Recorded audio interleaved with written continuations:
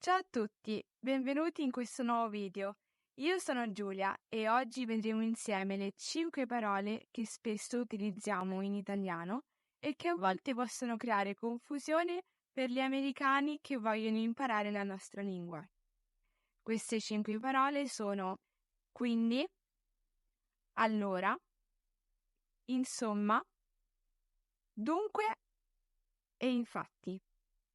Vedremo come si usano correttamente e in quali contesti, grazie ad esempi pratici e divertenti. Iniziamo con la prima parola, quindi. Quindi ha una funzione causale. Si utilizza quando si vuole spiegare la causa di qualcosa. Il suo significato è per questo motivo, a causa di questo e di conseguenza. Facciamo degli esempi.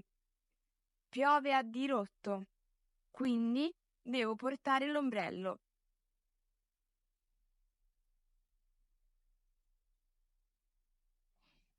Il film è iniziato, quindi è meglio entrare. Non ho studiato per l'esame, quindi non posso aspettarmi di prendere un buon voto. Allora si può utilizzare per trarre una conclusione ed è simile a quindi. Il suo significato è in questo caso o ne consegue che. Facciamo altri esempi. Non hai studiato per l'esame, allora non puoi aspettarti di prendere un buon voto.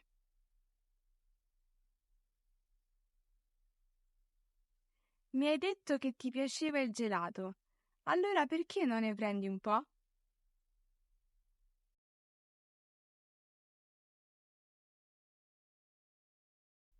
La parola allora può introdurre un discorso, può anche essere utilizzato per iniziare una spiegazione o una narrazione.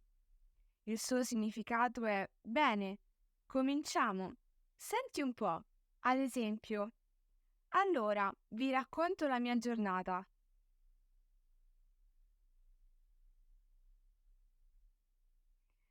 Allora, come ti ho detto prima, stavo andando al supermercato quando.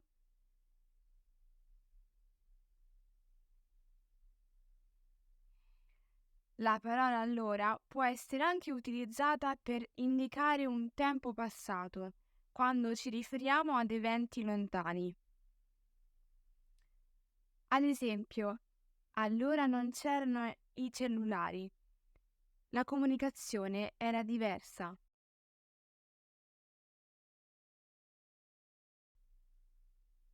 Allora ero un bambino e non capivo molte cose.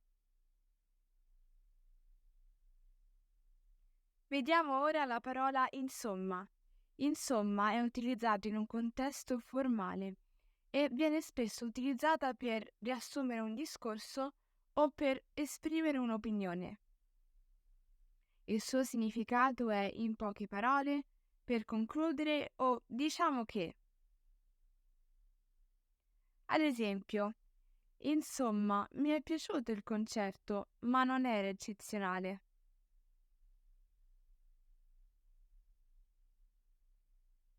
Insomma, credo che sia meglio se ci prendiamo una pausa.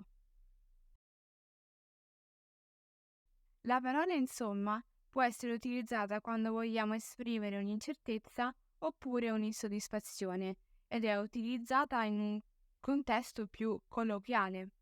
Il suo significato è boh, non so che dire oppure non mi convince. Facciamo degli esempi. Il libro, insomma, carino, ma niente di speciale.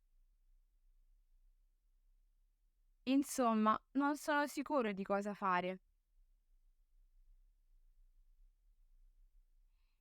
Attenzione però, la parola insomma non deve essere usata molto frequentemente, perché sennò può risultare banale.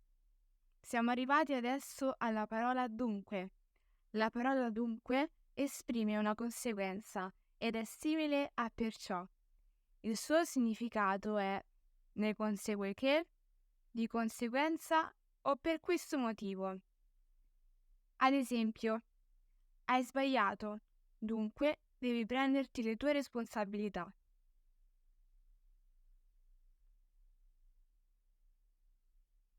Il tempo è brutto, dunque è meglio se rimandiamo la gita.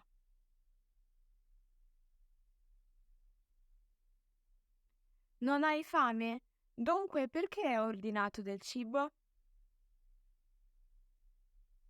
La parola dunque può sostituire la parola insomma per introdurre una domanda ed è utilizzata in un contesto più formale. Il suo significato è in conclusione o a questo punto. Facciamo degli esempi. Dunque, che ne pensi del nuovo ristorante che è aperto in città?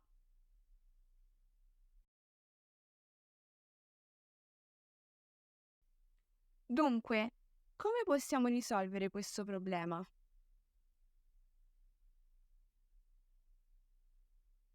Vediamo adesso la parola infatti. Questa parola si utilizza per enfatizzare qualcosa, per dare forza a un'affermazione. Il suo significato è proprio così, esattamente, o in effetti. Ad esempio, non mi piacciono i film horror, infatti non ne ho mai visto uno.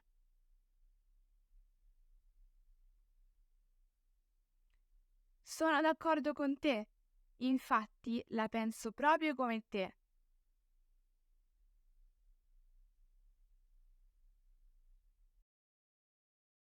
Questa parola è utilizzata anche per confermare qualcosa detto da qualcuno, per esprimere accordo. Il suo significato è certo, vero, hai ragione. Ad esempio, oggi fa davvero freddo, infatti mi sono messa 2 maglioni.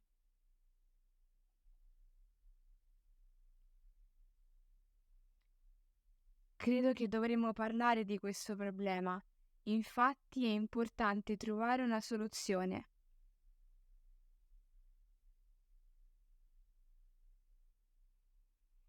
La parola infatti può essere utilizzata anche per fare un'esclamazione, per esprimere una sorpresa o un disappunto. Il suo significato è davvero? Ma dai, non ci credo. Ad esempio, hai vinto il primo premio, infatti sono felicissimo per te.